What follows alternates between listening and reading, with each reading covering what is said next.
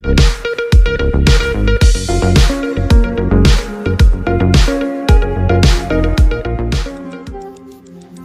News 7 स्पष्ट, निपक्ष व निर्भीड. आपण या संदर्भात देखील विधानसभेमध्ये आवाज उठवला, तरी सुद्धा आपल्याला अपयश यात विधानसभेतही याबाबत मी आवाज उठवला होता.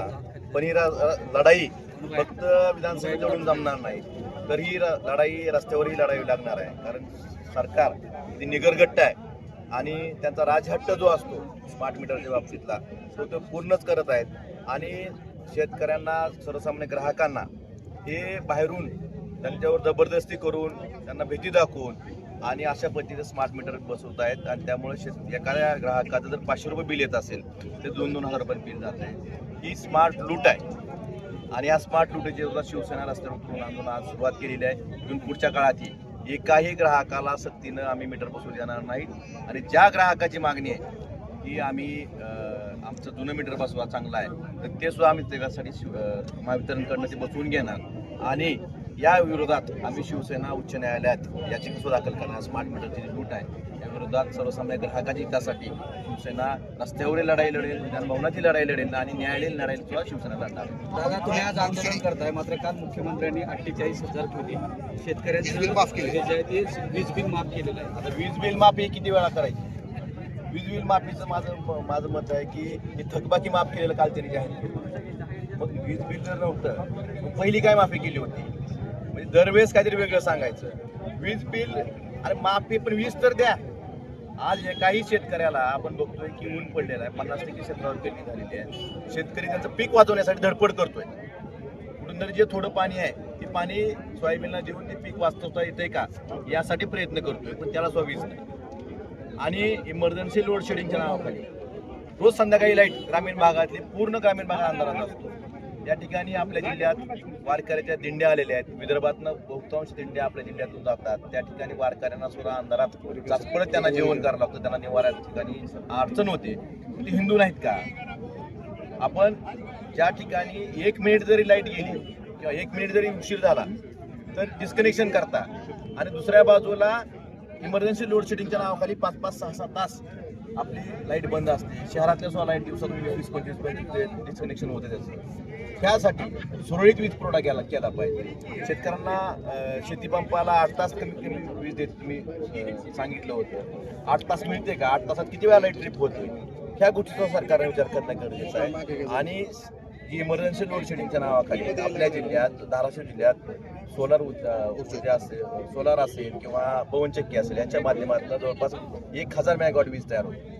आणि 1000 मेगावॉटपैकी आपल्या जिल्ह्याची गरज, धाराशिव जिल्ह्याची गरज फक्त 450 मेगावॉटची आहे. मग तुम्ही आमच्या जमिनी घेता. शेतकऱ्यांनी त्यांची पिढ्यानपिढ्यांची जी शेती आहे ती तुम्हाला लिहून दिली. त्या ठिकाणी पवनचक्की उभारल्या, काही ठिकाणी सोलर प्लॅन्ट उभारले आणि आम्हालाच अंधारात ठेवता. आमची वीज तुम्ही मोठ्या मोठ्या शहरांना, मोठ्या मोठ्या उद्योगपतींनी विकता. आमच्या जिल्ह्यात तयार केली. आमचं म्हणणं एवढंच आहे की आधी आमची गरज पूर्ण करा, आमचे लोड शेडिंग 100% बंद करा आणि मग बाहेर वीज विका. वीज बिल माफी नाही असं तुमचं म्हणणं आहे? वीज बिल माफी नाही, वीज बिल म्हणजे जुनी थकबाकी आहे ती माफ केलेली आहे. ते काहीतरी नवीन सांगायचं म्हणून काल जो मला कर्जमाफीच्या बाबतीत विचारायचं झालं तर एका तरी शेतकऱ्याला सुरुवातीला तारीख दिली 30 जून, नंतर दिली 5 जुलै, आता सांगतात 30 जुलै. कर्जमाफीचं कसं असतं की एखाद्या शेतकऱ्याला कर्जमाफी मिळालं त्याला नवीन कर्ज घेऊन त्याला नवीन पेरणी करावी. मग कर्जमाफीत अजून एकही शेतकरीचा 56 लाख शेतकरी तुम्ही सांगितले. 56 लाख शेतकऱ्याची यादी कधी जाहीर करणार हे सरकारला माझा विचार. यादी तर जाहीर करा तुम्ही, सत्कार करून घ्यायची आधी. सौर असेल, विंड असेल, त्याची वीज खरेदी कमी दराने केली जाते, ग्राहकांना जास्त दराने तीच विकली झाले. नाही, ह्यात फक्त खाजगी कंपन्यांचं हित आहे. खाजगी कंपन्यांसाठी सरकार काम करते. आमच्या जमिनी बळकावल्या गेल्या, शेतकऱ्याचा गोरगरीब शेतकऱ्यांच्या जमिनी बळकावल्या गेल्या.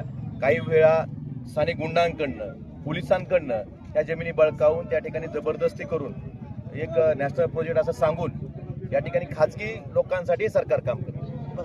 थँक्यू. शिवसेना स्टाईलला आंदोलन केलं जाईल, पण खळखटाक आंदोलन धाराशिवकरांना पाहायला तरी मिळालं. आपल्याला पाहायला मिळालं असेल, शिवसैनिकांनी त्या ठिकाणी स्मार्ट मीटर फोडले. आज धाराशिव जिल्हा शिवसेना उद्धव बाळासाहेब ठाकरे या पक्षाच्या वतीनं महावितरणच्या आणि या महायुती सरकारच्या विरोधात आंदोलन आम्ही विद्युत विभागाच्या अनागोंदी कारभाराच्या विरोधात या ठिकाणी केलेलं आहे. आणि निश्चितपणे आम्ही त्यांना सांगितलं आज की अवेळी होणारं जे लोडशेडिंग आहे ते सर्वप्रथम बंद करा. स्मार्ट मीटरच्या माध्यमातून होणारी लूट बंद करा. मुख्यमंत्री महोदयांनी त्या ठिकाणी विधानसभेमध्ये शब्द दिलेला असताना देखील की स्मार्ट मीटरची सक्ती ही केली जाणार नाही, परंतु तरी देखील महावितरणचे अधिकारी व्हॉट्सअप ग्रुपवरती स्मार्ट मीटरच्या बाबतीमध्ये आवाहन करताना आपल्याला पाहायला मिळत आहेत.